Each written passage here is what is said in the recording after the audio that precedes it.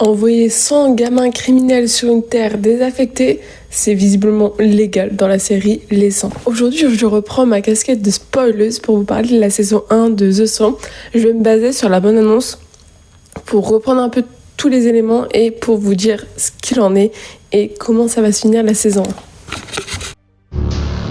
It's been 97 years since a nuclear apocalypse killed everyone on Earth. Fortunately, there were survivors. Là, ce qu'on voit, c'est l'Arche. C'est l'endroit où on va retrouver un maximum de personnes qu'on va connaître au tout début de la série. En gros, il y a 97 ans, il y a eu une guerre nucléaire et il va y avoir une bonne partie de la population qui va se retrouver sur l'Arche. Et nous, on va suivre justement des personnages qui viennent de l'Arche et qui reviennent sur la terre ferme après 97 ans.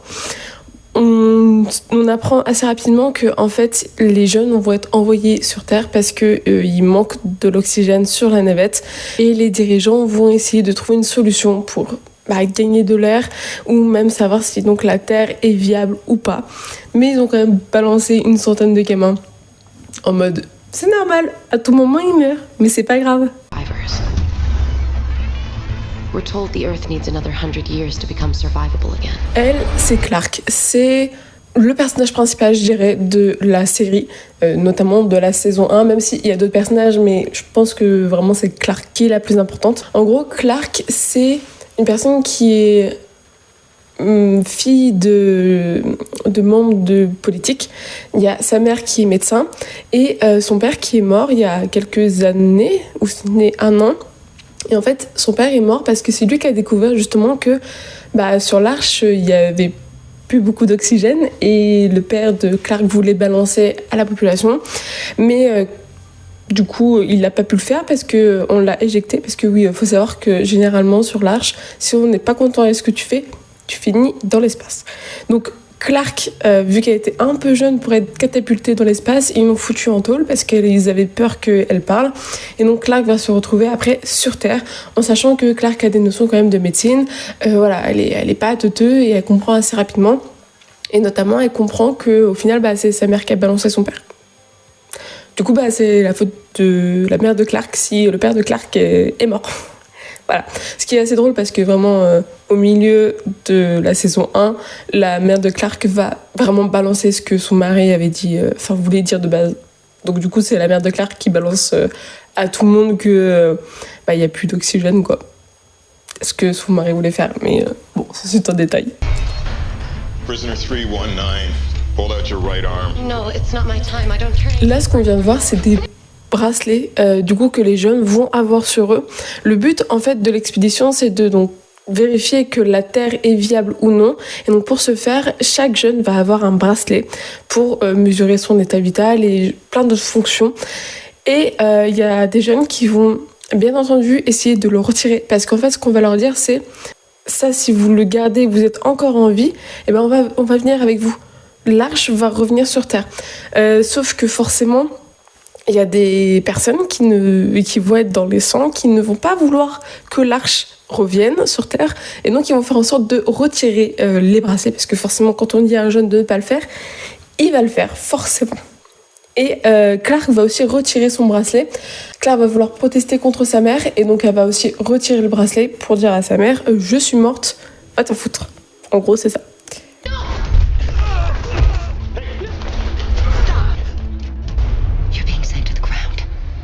All 100 of you. Juste à côté de Clark, il s'agit de Wells. Wells qui est de base le meilleur ami de Clark. C'est aussi le fils du chancelier. Et en fait, au début, Clark va penser que c'est Wells qui a balancé son père. Parce que c'est le seul autre que sa mère qui est au courant. Et bien entendu, elle va se dire ça peut pas être ma mère. Donc du coup, c'est mon meilleur pote qui a balancé pour mon père. Donc au début, elle va lui en vouloir très fortement.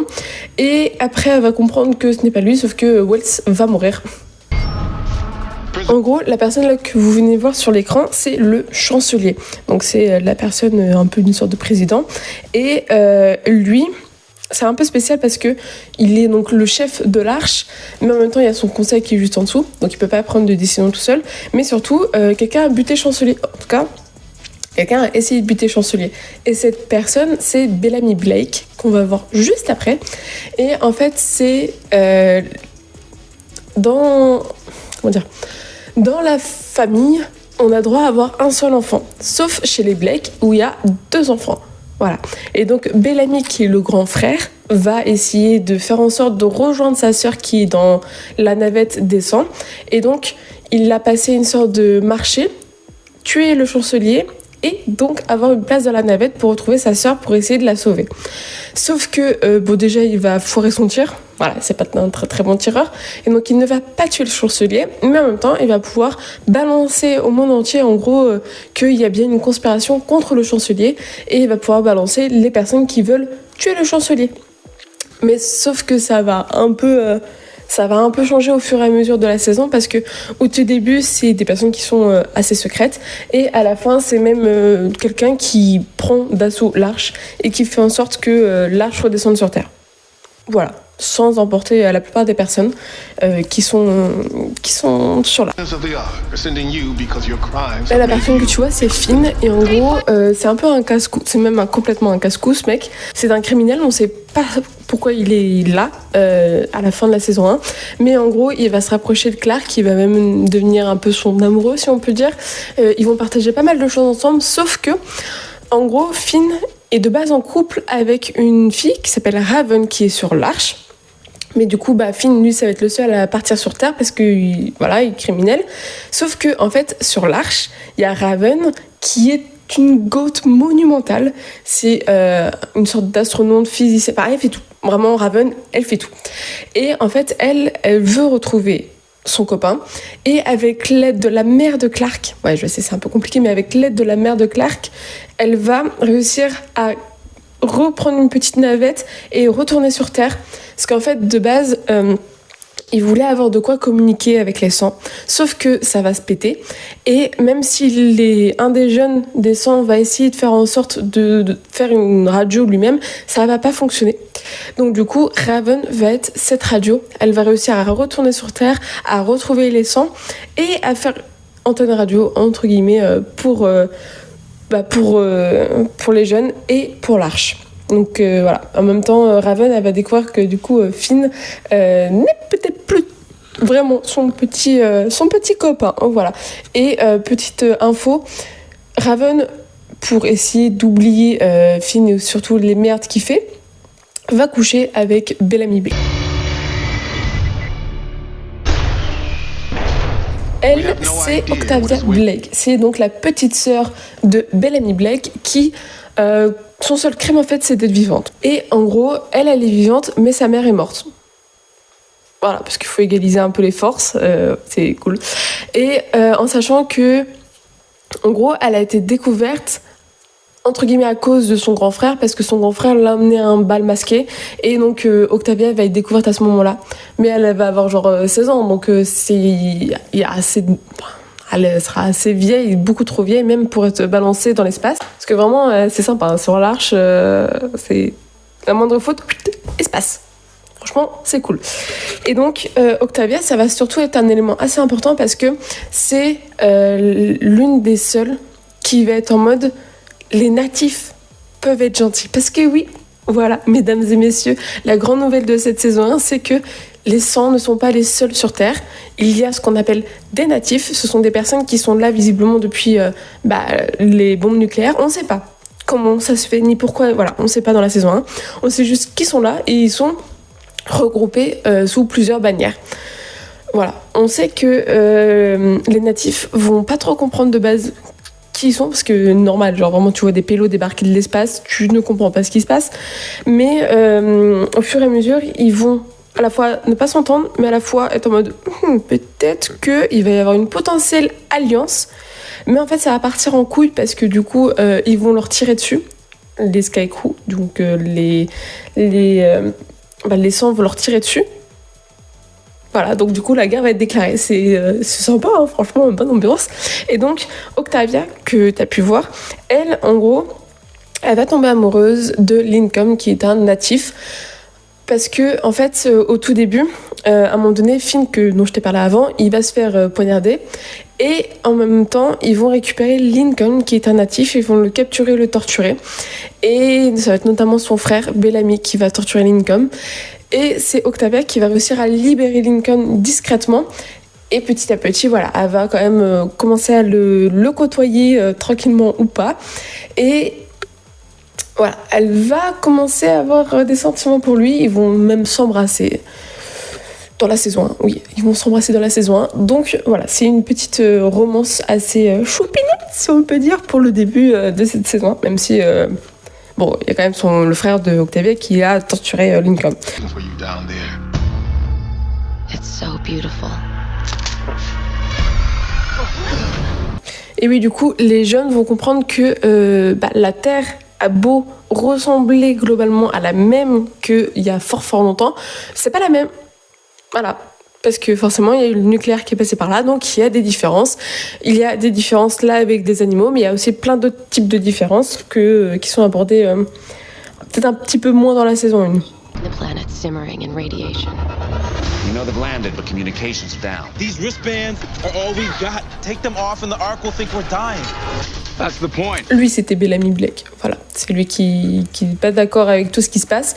Et donc, au début de la saison 1, il va être en mode je veux pas que l'Arche soit au courant de tout ce qui se passe. Ensuite, il va y avoir la révélation il a tiré sur le chancelier avec Raven, parce que du coup Raven va balancer un peu l'info. Et donc ensuite Bellamy va être en mode je vais partir du camp des Sangs parce que si jamais il débarque, moi je veux pas être là. Et au final, avec Clark, ils vont réussir à faire vraiment un groupe ensemble. Et Bellamy est un peu le second de Clark. Bon, il est un peu en mode moi je suis ok pour buter tout le monde, il y a pas de souci. Clark est légèrement plus nuancé, mais voilà, Bellamy, lui son objectif ça va être de faire en sorte de créer un endroit sûr pour tout le monde, mais surtout pour sa sœur. Et notamment, on va assister à la fin de la saison à quelque chose qui est incroyable, qui est que, en gros, il va y avoir une guerre, qui est déclarée avec les natifs. Et tout le monde va se retrouver au niveau du point des Sangs, avec la navette et du coup leur petite cours devant, si je puis dire ça comme ça. Et en fait, il va y avoir Bellamy, Finn et Lincoln qui vont se battre contre un natif. Et après, il va y avoir les portes de la navette qui va se refermer.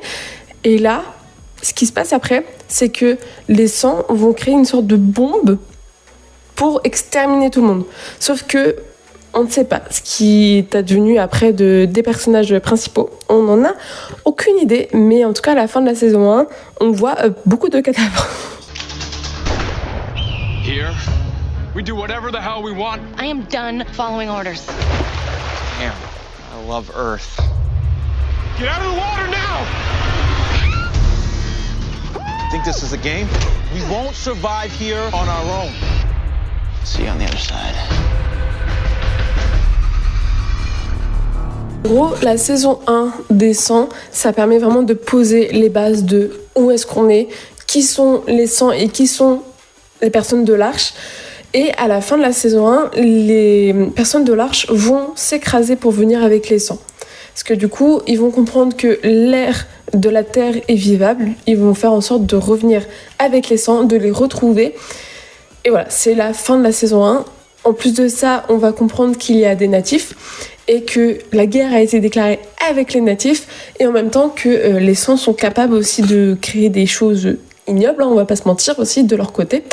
Et donc il va y avoir vraiment ces deux aspects-là, la Terre est vivable, donc ce duo, notamment les parents, vont pouvoir revenir avec leurs enfants et en même temps, la guerre est déclarée avec les natifs. Mais on n'en sait pas plus, on ne sait pas vraiment qui ils sont, d'où ils viennent. Mais en fait, de base, les Sangs avaient une mission, c'était d'aller sur le mont Weather. Sauf que quand ils sont atterris, ils ne sont pas atterris au bon endroit. Et ils n'ont pas vraiment pu se déplacer et d'être proches du mont Weather. Mais à la fin de la saison 1, on découvre un peu plus cette partie-là. Et donc ça annonce la saison 2. C'est en fait, donc comme j'ai dit, il va y avoir la guerre avec les natifs, il va y avoir l'explosion. Et après, la navette va s'ouvrir, laissant les Sangs criminels sortir. Et là, il va y avoir des fumigènes et on va découvrir des personnes avec des armes, masquées, qui vont visiblement récupérer des jeunes pour les emmener dans un endroit, on ne sait pas trop ce que c'est, mais en fait on va voir qu'il y a Clark et un autre jeune. Ils vont regarder ce qu'il y a dehors et en fait c'est marqué Mount Weather, donc on apprend qu'on est au Mount Weather, mais on n'en sait pas plus. Voilà, on ne sait pas ce qui se passe, on ne sait pas qui ils sont. On ne sait pas s'ils sont hostiles ou pas, mais voilà, ça c'est la fin de la saison 1. Et franchement, cette première saison est assez forte. En fait, on a beaucoup de hauts, de bas, on s'ennuie très rarement, le rythme est excellent. Et ça reste une très bonne série à découvrir. La saison 1 est vraiment très quali, je trouve. On reste pas sur notre faim à attendre qu'il y ait quelque chose de nouveau. On voit vraiment l'évolution des personnages, on voit l'évolution en groupe, mais aussi seul et ce qui se passe en fait, parce que on apprend aussi, on comprend que l'effet de groupe peut être dévastateur, parce qu'à un moment donné on va croire qu'il y a un gamin qui a tué un autre gamin. Au final c'est pas le gamin, mais reste que la foule va faire en sorte de pendre ce gamin quand même, parce que pourquoi pas en fait. Mais voilà, du coup on voit vraiment l'évolution, on voit les personnes qui meurent d'une manière ou d'une autre, et on voit aussi qu'ils apprennent de leurs erreurs ou pas, selon ce que c'est.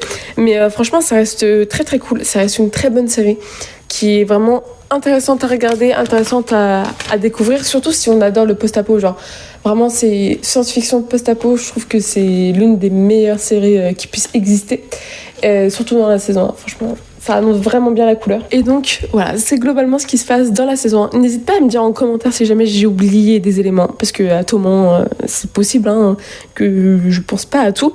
Mais je pense que j'ai quand même fait le tour de tout ce qui se passe, en tout cas dans la globalité. Là, la saison 1, ça lance sur une bonne lancée pour la suite. Je pense pas faire du coup la saison 2, ni la saison 3, ni toutes les autres saisons en spoil, parce que le but c'est que de parler de la saison 1. Mais j'espère que la vidéo t'a plu. Ça change un peu d'habitude, mais ça revient aussi sur un autre type de vidéo que des fois je fais. Mais voilà, j'espère que ça t'a fait plaisir, que t'as pu découvrir une nouvelle série qui potentiellement te donne envie. En tout cas, moi je te dis à la prochaine. En attendant, profite bien, chill bien, fais-toi kiffer, et si jamais tu découvres cette série, n'hésite pas à me le dire, soit en MP, soit en commentaire. Et peut-être qu'il se pourrait que j'ai envie de faire une petite fanfiction dessus. Du coup, si jamais je le fais, je la mettrai en commentaire. Voilà, c'est l'info de la fin de la vidéo. Et je te dis à la prochaine. Salut!